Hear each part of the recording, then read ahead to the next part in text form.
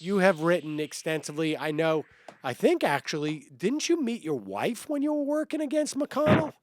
Oh my God, embarrassing and yet true. Yes, Yes. in And the great so state of so Kentucky in Mitch 2002. Mitch McConnell, there's one good thing we can say about Mitch McConnell.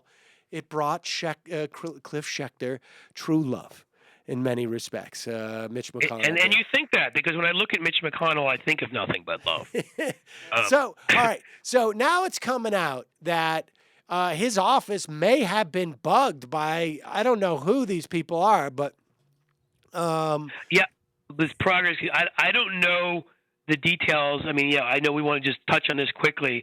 I just wanted to make one key overall point. I don't know if they bugged it or not, right. All right. but So we'll people when deal with people that part about it in the coming days because this story is still breaking. But it's been amazing to me that McConnell has been able to make it all about that. But go ahead. Well, that's the point I wanted to make, Sam, which is McConnell. His rise. I wrote a piece on this for the Washington Monthly in 2004. His rise to the Senate. He's one of the people give Newt Gingrich credit when in the House and others that changed the tenor, that changed what was acceptable and wasn't acceptable. That all this was the old standing, kind of not rules you could say, but also the culture of the place changed.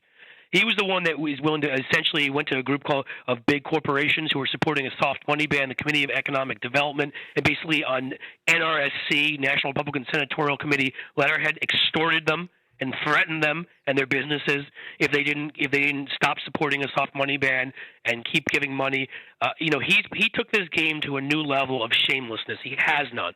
So the thing that people need to understand about him is he will divert attention in any way. And you'll see these patterns if you look. He's akin to someone like Karl Rove. Remember when the video, the tape of the debate, it was debate practice was delivered to Gore's headquarters in 2000. And then the big thing was, did Al Gore steal George Bush's debate prep? And it ended up becoming a big negative story where Al Gore got hit.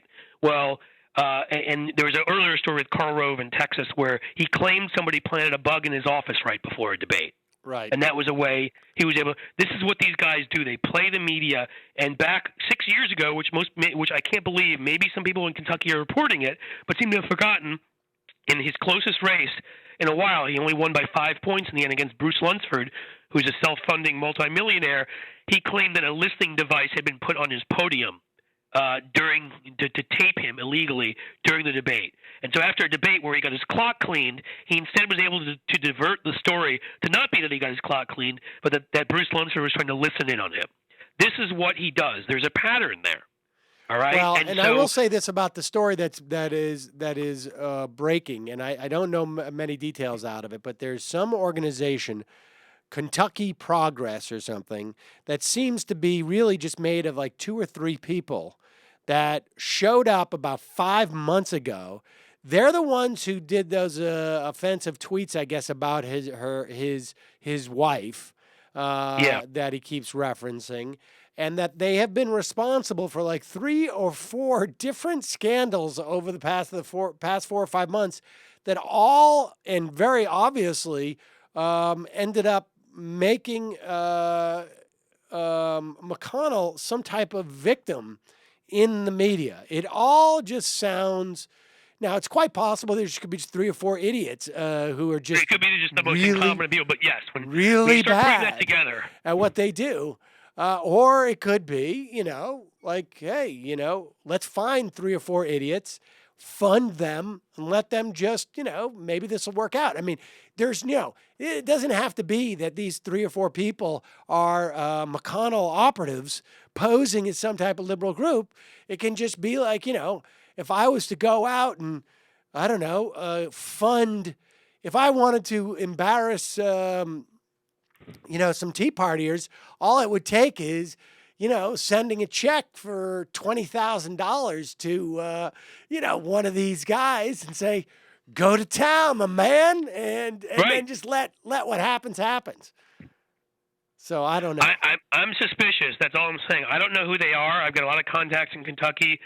Obviously, I've been on the road. I'm now that this pattern has shown up, I'm going to start asking more questions and trying to find out.